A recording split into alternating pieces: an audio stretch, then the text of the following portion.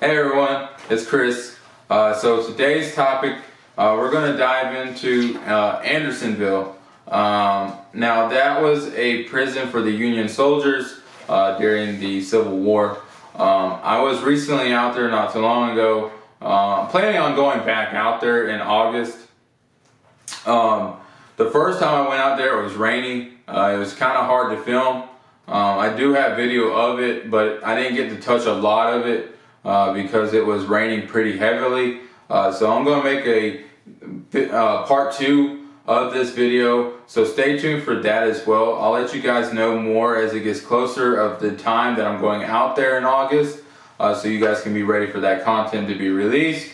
But today we're going to dive into a little bit of the history of Andersonville and kind of give you guys an idea of what kind of circumstance or some of the conditions that these Union soldiers were actually facing while being prisoners of war during the Civil War. Andersonville, or Camp Sumter, also it was known officially, had more prisoners at any given time than any other Confederate military prison. It was built in early 1864 after Confederate officials decided to move the large number of federal prisoners in and around Richmond to a place of greater security and more abundant food.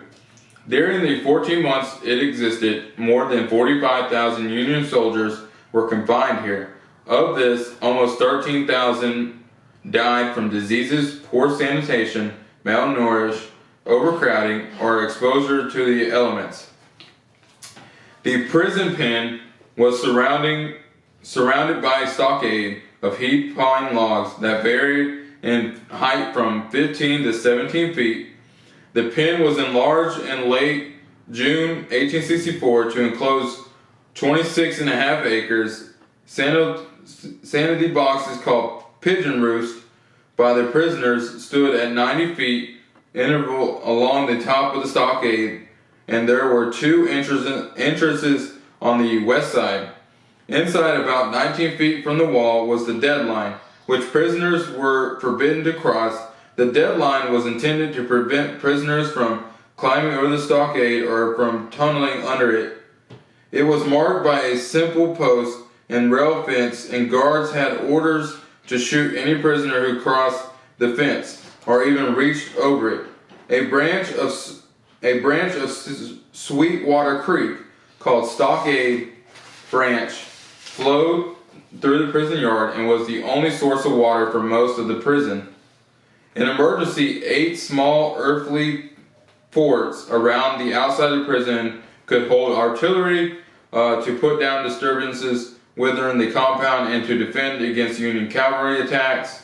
The first prisoners were brought to Andersonville in late February 1864. During the next few months, approximately 400 more arrived each day. By the end of June, 26,000 men were penned in an area originally meant for only 10,000 prisoners. The largest number held at any one time was more than 33,000 in August 1864. The Confederate government could not provide adequate housing, food, clothing, or medical care to the federal captives because of the deteriorating economic conditions in the South, a poor transportation system, and the desperate need of the Confederate Army for food and supplies. These conditions, along with a breakdown of the prisoner exchange system between the North and the South, create much suffering and a high mortality rate. There is so much filth about the camp that is terrible trying to live here. One prisoner, Michigan Cavalry John Ransom, confined to his diary with sunken eyes, blackened countenance from pitch pine smoke, rags, and disease. The men look sickening. The air reeks with nastiness. Still another recalled. Since the day I was born, I never saw such misery. When General William T. Sherman's Union forces occupied Atlanta on September 2nd, 1864, bringing Federal cavalry columns within easy striking distance of Anderson. Confederate authorities moved most of the prisoners to other camps in South Carolina and coastal Georgia. From then until April 1865, Anderson was operating in a small capacity. When the war ended, Captain Henry Wirtz, the prison commander, was arrested and charged with conspiracy with high Confederate officials to impair, injure the health, and destroy the lives of Federal prisoners, and murder in violation of the laws of war. Such a conspiracy never existed, but public argue and indulgent throughout the North over the conditions at Anderson and demanded impeachment. Tried and found guilty by a military tribune, was hung in Washington, D.C. on November 10th, 1865. Wirtz was the only person executed for war crimes during the Civil War.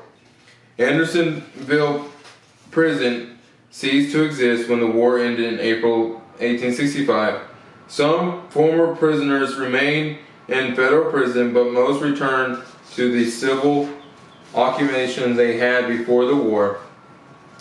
During July and August 1865, Clara Barton, along with a detachment of laborers and soldiers and former prisoner Dorrance Atwater, came to Anderson Cemetery to identify and mark the graves of the Union dead. As a prisoner at Andersonville, Atwater had been assigned to record the names of deceased Union soldiers for Confederate prison officials. Fearing loss of the death records at war's end, Atwater made his own copy of the register in the hopes of notifying the relatives of the more than 12,000 dead inherent at Andersonville. Thanks to Atwater's list and the Confederate death records captured at the end of the war, only 460 of the Andersonville graves had to be marked unknown U.S. soldier. The largest identifiable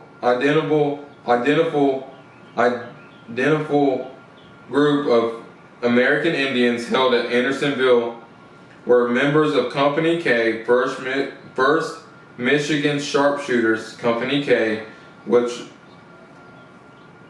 Company K was composed primarily of Native Americans of the United States, especially members of the Abada, Adiwi, and Pabami nations. Some of these men perished while held prisoner and are buried in Andersonville Cemetery. In 2010, a small group of American Indians of several tribes from Michigan paid tribute to these men.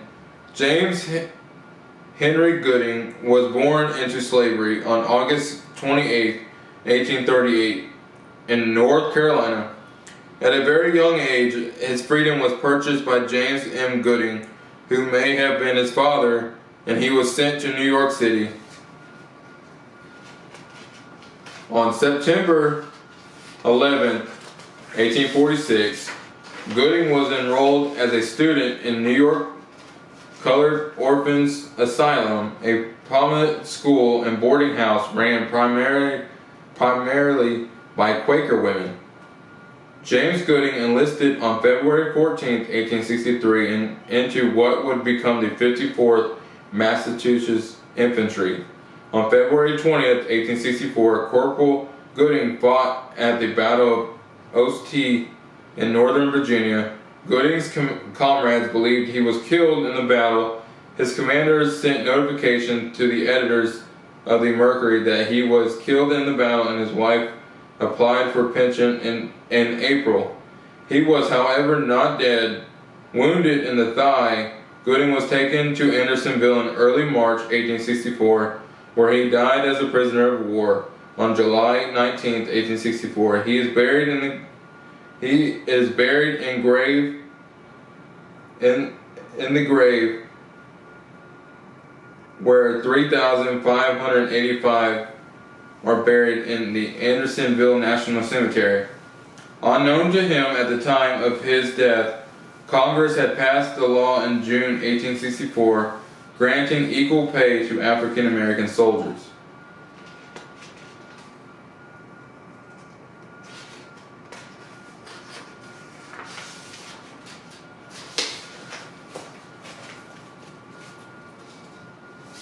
Alright, you guys, so that is a little bit of history of Andersonville. Now I will be putting in photos of how the prisoners looked during their time at being or from being at the prison, as well as some of the living conditions that they had there.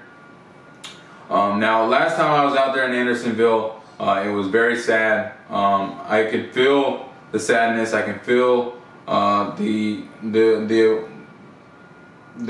point where you just feel like you want to cry for these men, and just understand how painful it is to be able to walk those grounds and just feel those memories of these men that was stuck here for so many months with no food, no water, and just being mistreated on a daily basis.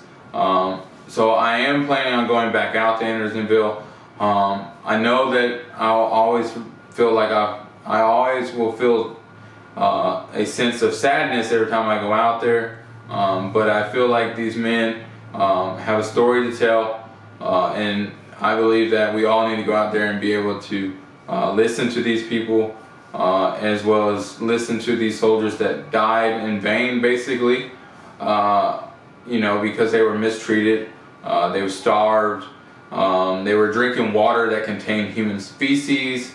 So they were really, mistreated to the point they were only confined in a certain amount of spaces and was allowed to walk at certain points. Like I was stating before, the deadline was about kind of in the middle of the camp. So, I mean, between the deadline and the wall was maybe 15 feet, maybe 10 feet. So you got this big gap. Then you got all these Union soldiers over here. So if they crossed that line, the Confederate soldiers that was in the pigeon roost would actually shoot these Union soldiers without question, even if they even touched the wood and even put their arm over it, they would be shot and killed. So they had a lot of strict guidelines that they had to follow, and was being mistreated. But I do want to go out there again. I want to put more flags out and devote my whole time out there and paying respects. I'm going to pay respects to the Michigan sharpshooters, now that I know that those men were Native Americans. So I give a lot of kudos and a round of applause for them to join into a war that wasn't necessarily their war to jump into, because they also just had to get over the whole Trail of Tears. So Native Americans went through a lot, just as well as the prisoners did. But that's why I'm so into history and wanting to learn history. There's a lot of things that we don't know are being taught until we look at a little bit more deeper. Just like Robert E. Lee. If we go back to Robert E. Lee's story, there is actually a statement that I have pulled that actually stated that at the time that he was done with the Civil War, he actually made it very clear that he never wanted a monument of himself or any other Confederate soldier, because he mostly wanted the American people and this great nation to actually move away from and actually ultimately forget the Civil War ever existed, because he saw it as a tragic and dark history of our great nation. So we as Americans have to tend to try to do the same. We have to think like Robert E. Lee and just ignore all the negativity that may have followed with the Civil War. But at the same time, if you want to learn, there's people out there that are willing to teach people, but we will never force it upon ourselves to teach you anything that you would not like to be taught.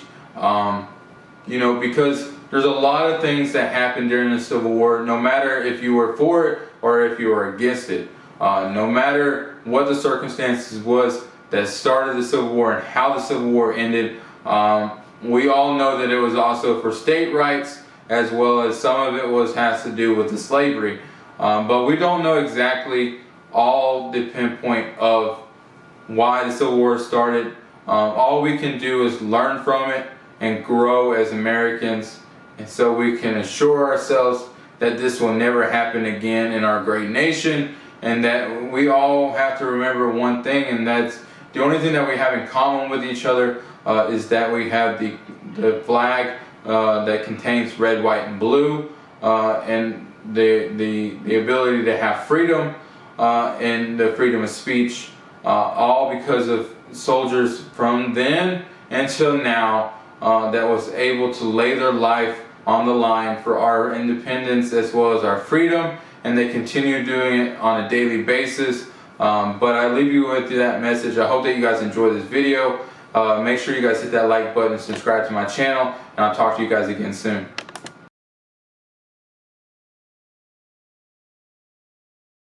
345 comrades who were confined here as prisoners of war, and of the 13,900 comrades buried in the adjoining National Cemetery dedicated Memorial Day, May 13th, 1901, James A. Atwall, National Commander, S.M. Long, General J.D. Walker, which is the committee. That's pretty interesting. There's another one right here. This was erected by the Women's Relief to Andersonville from February 1864 to April 1865. So this opened for right around 14 months, I believe, when I was looking at it. We'll take a walk up here on this hillside and see what we can see. That's his Wolf Gate. Pretty out here though. It's beautiful. God, just look at all that.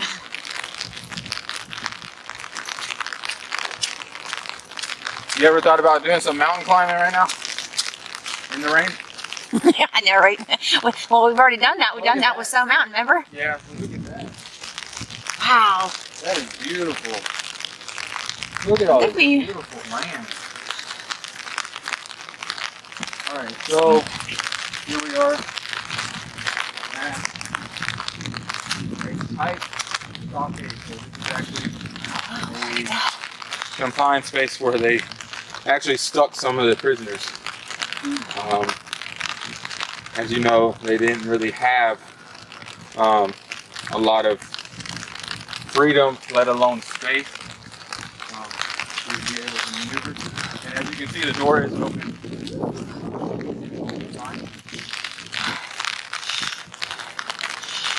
All right, y'all, going into the stockade.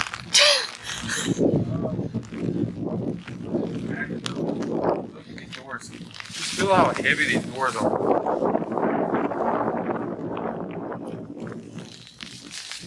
That's pretty heavy. World of lost spirits.